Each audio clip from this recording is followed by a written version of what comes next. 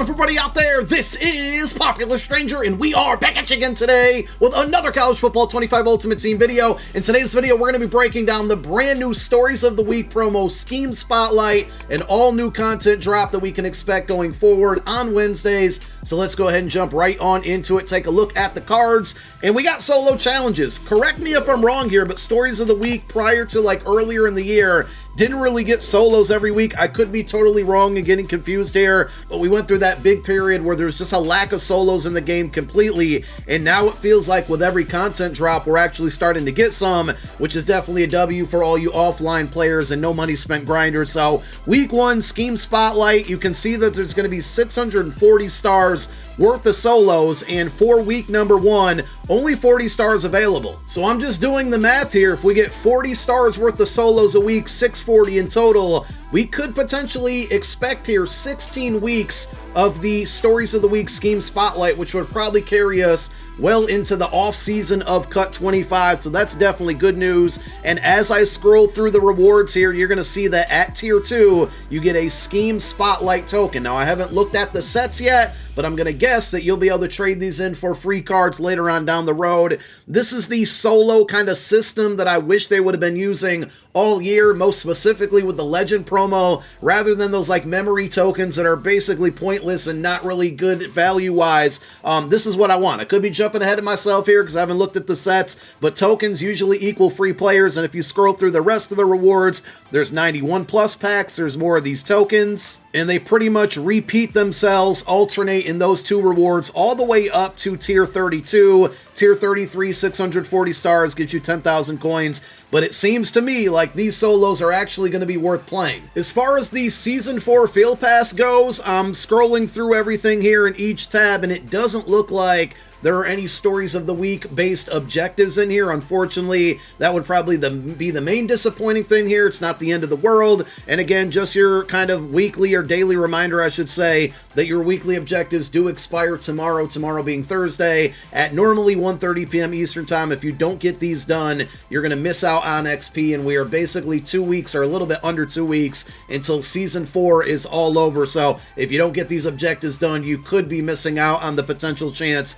to fully max out this entire Field Pass. So new weeklies tomorrow, milestone objectives will get added, and it looks like Bowl Blitz is still going here. So if you missed out on some of those tokens, I don't know when exactly this is going to end, but at this point you still have an opportunity to go out there and play through Bowl Blitz house rules and get a couple tokens. For now, only 2 sets in the game for these scheme spotlight cards, so no information on where you're going to put those tokens for now. I'm guessing they'll eventually add a set in which those can be used, but you have your champion set and a hero set. Champions are going to be 95 overalls at this point, and in order to complete this set, you're going to need 4 93 to 94 overall scheme spotlight players, and then any 193 to 94 from any promo, and an additional 91 to 92 from any promo. 6 cards go into the set. In return, you're going to get a pack that gives you a 95. At this point, because it's the first release of this drop, you're guaranteed one of the brand new cards. It's not a fantasy pack. Still, we've seen that all year. You probably know that by now, at least most of you.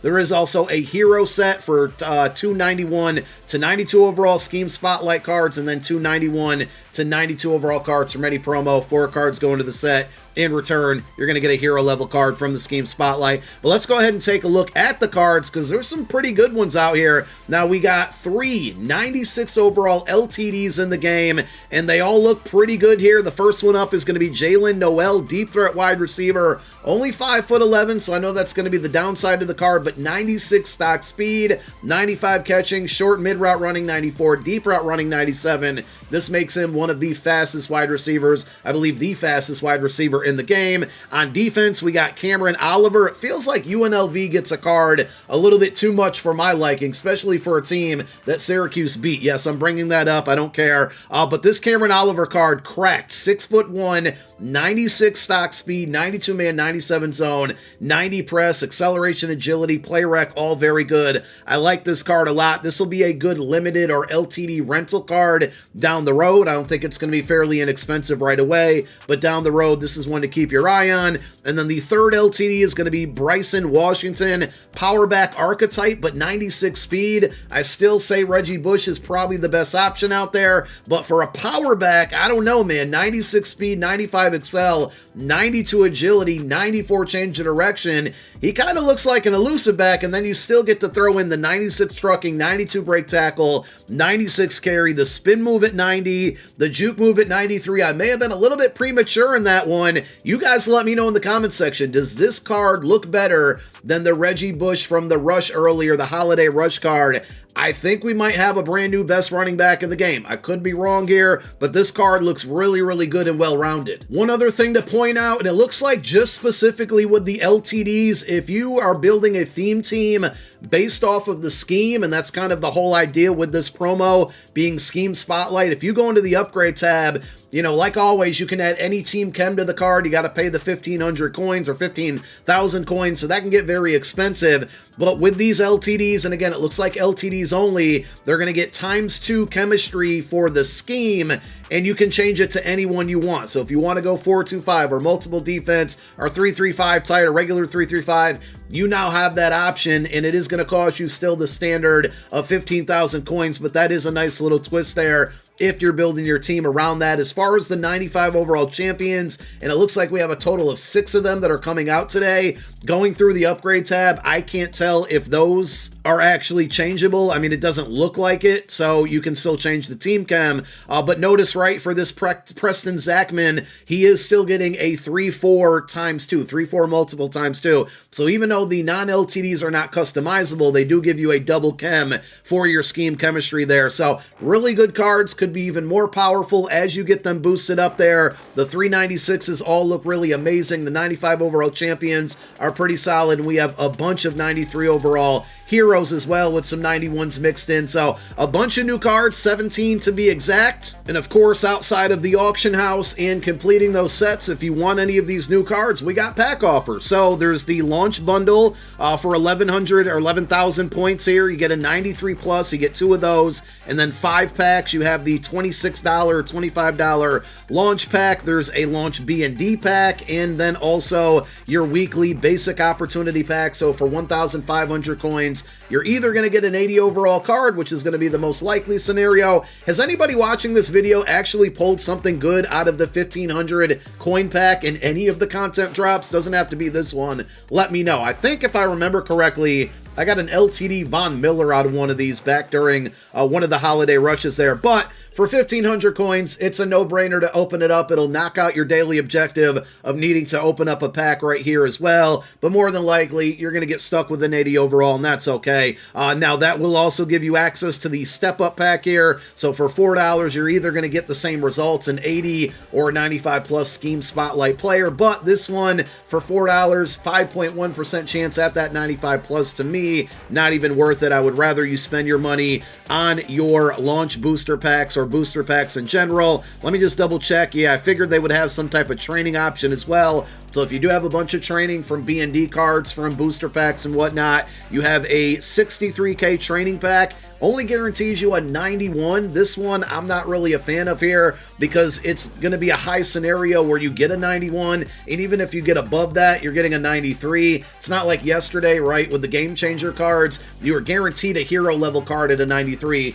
with the chance, and I'm sure it was a small chance at a 95, but there were really only 2 overalls, potentially 3 if you got an LTD in the equation of opening up that pack, whereas this one, you got 91, which is likely going to happen a lot. Even the 93s won't have much value, and then you got to be incredibly lucky to get a 95 or a 96, so I would stay away from this pack. There is also a B&D training pack. Again, same thing. It's going to be less in cost there, only 21K training, but it's a B&D card, and you're probably going to get stuck with a bunch of 91s. So to me, even if you have a lot of training, I just don't really see a lot of value in opening this up. You guys could prove me wrong here. If you guys open them up and get some good cards, kudos to you, but I'm going to stay far, far away from those. So let's open up the launch booster packs here. The first one, we got one of 2 91 plus B&D cards, and it's going to cost us about $5. Again, most of you probably know the drill by now, but there might be somebody out there looking to get into cut. And this is kind of what you can expect every time we get a brand new content drop. There's going to be booster packs that are going to cost you roughly about $15 or so,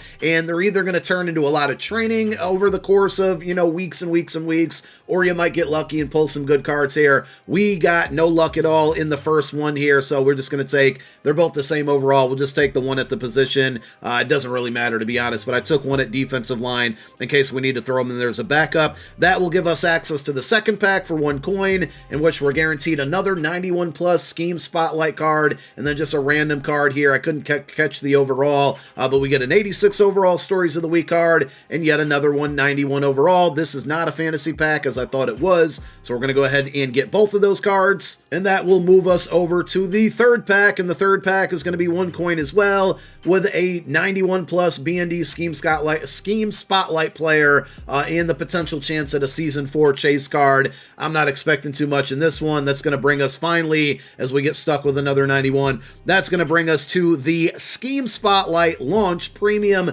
Booster Pack. I feel like they could shorten up the names on some of these packs here, but this one, for $10 or a little bit under that, we're guaranteed a 93 plus instead of a 91, but then we also have 2 91 plus slots and 3 80 plus slots, so there's a lot of cards in this pack. Now, I don't think we have a high chance at getting a 95, even though 30% chance isn't terrible. I've seen much, much worse. It's not like it's 5.1%, but this pack feels like it's got some pretty good value for $10. We're getting a lot of cards in here. If we could muster up getting a 95, that would be ideal. We get a Drew Kendall card out of Boston College, 93 overall. We got that animation, it made me think something was coming, but instead it's just an old boring Nightmares card at an 88 OVR. Next one up, another 91 in David Stone. So I think that 93 center we got a minute ago, unfortunately, is going to be that 93 plus slot, and we'll probably get a 91 here. Yeah, so my boosters pretty atrocious out there. Nothing good for me.